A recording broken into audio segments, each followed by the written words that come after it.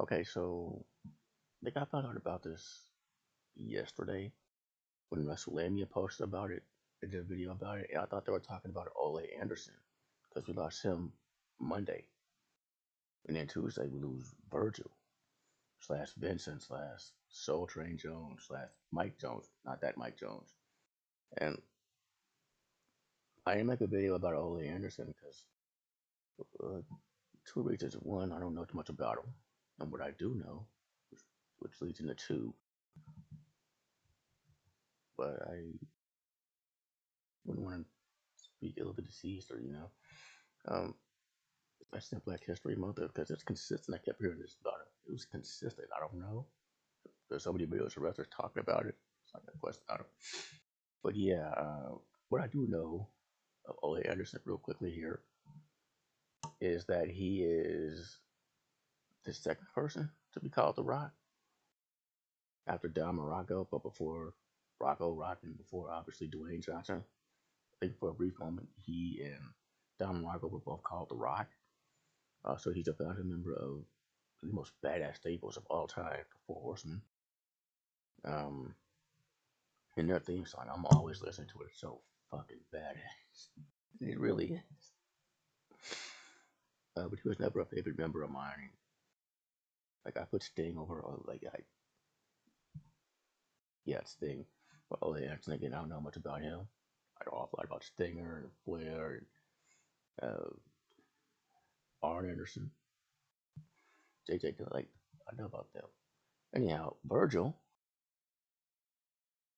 Um, so he was prominent around like the 80s, early 90s, before I was a fan, and mostly before I was born, like with Ole Anderson.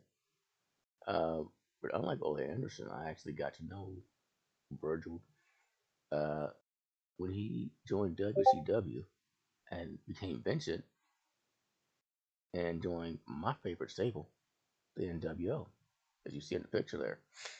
Um, yeah, he was called Virgil as a not so subtle jab at the late great Dusty Rhodes, who at the time was running WCW, and went to WCW. It was called Vincent as a not so subtle shot, jab at Vince McMahon, who was running WWE at the time, and I just recently found out somehow still has power in the company.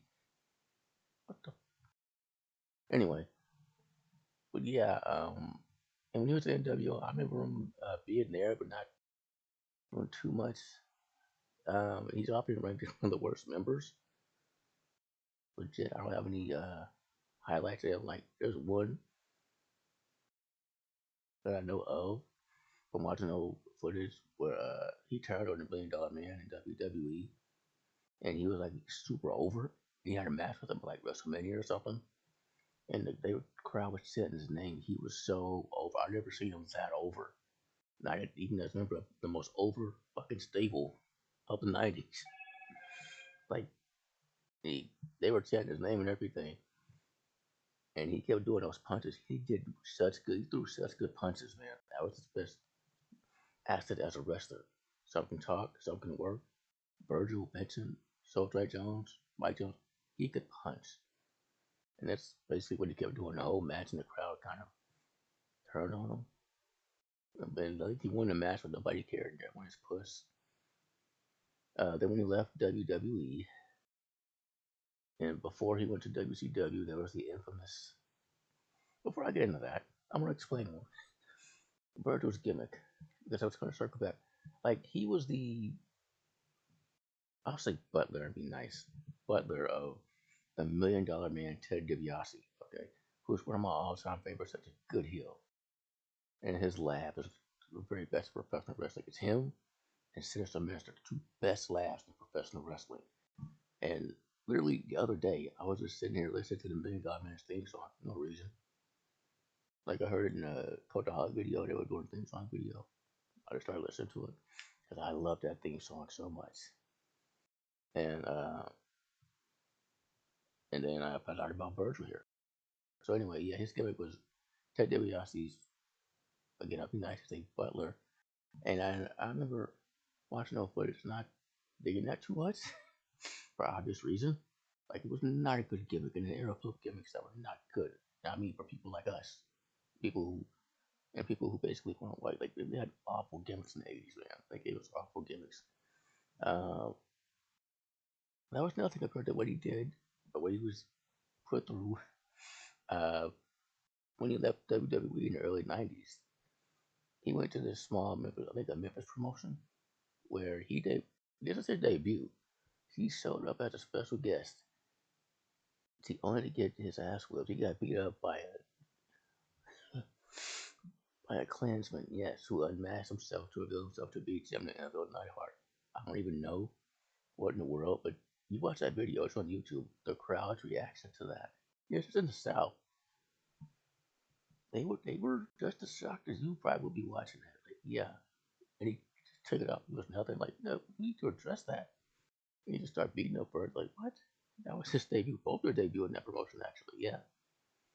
After that, then he went to WCW and NWO.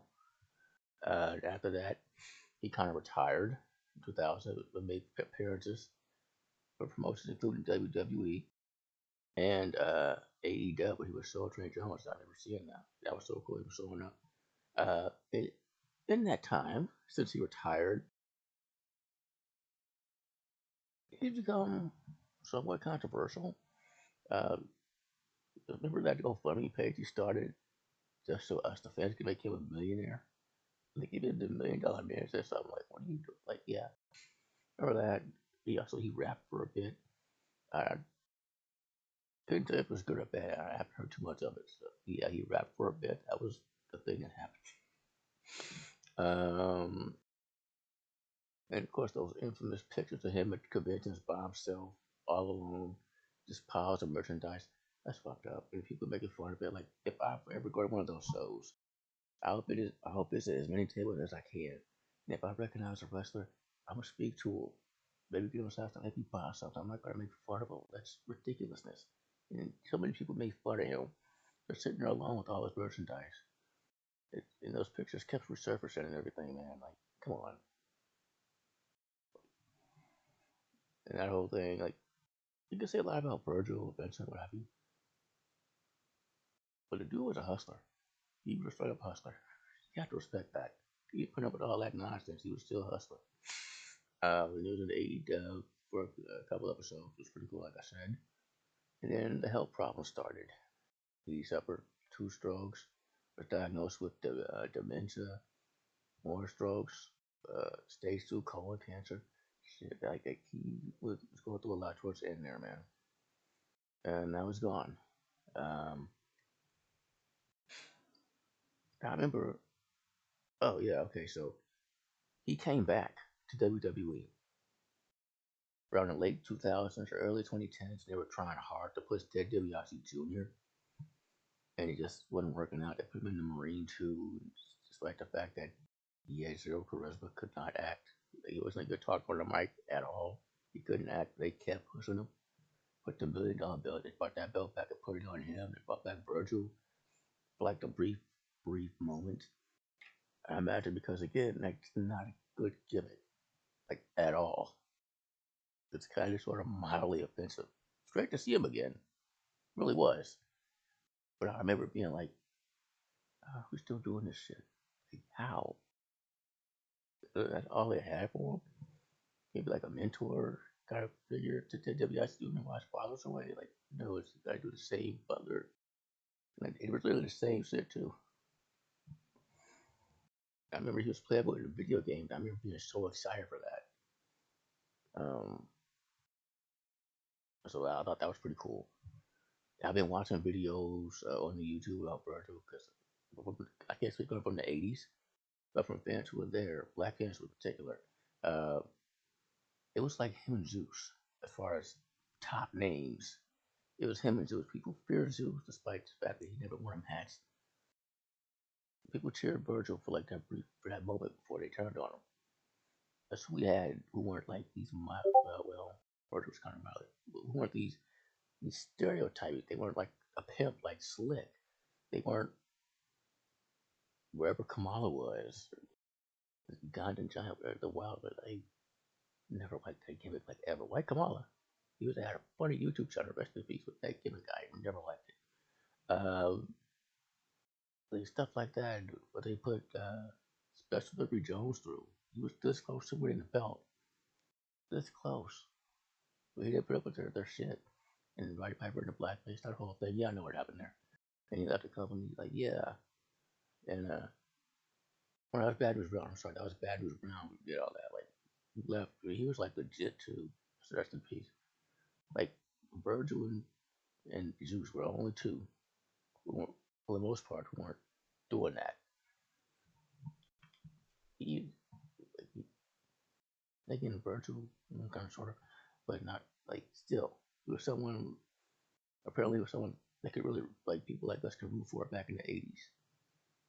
And I'd root for him in the '90s, and when he came back, so like that's pretty cool. Um, that he could do that in that point in time and not be a wild man, which is like a win in my book. You're not a wild man or a fucking pimp, and that's a win. Much as I like Slick, even if he renounced that. So yeah. Um, for a brief moment, he was at the top, and to do that back in the '80s with our skin tone was unheard of. But Junkyard Dog too. Yeah. But yeah, that was really it. So yeah, that's all I have to say about Virgil. Yeah, rest in peace, Mike Jones, Virgil, Vincent, Soul Train Jones, Michael Jones. Thank you for watching.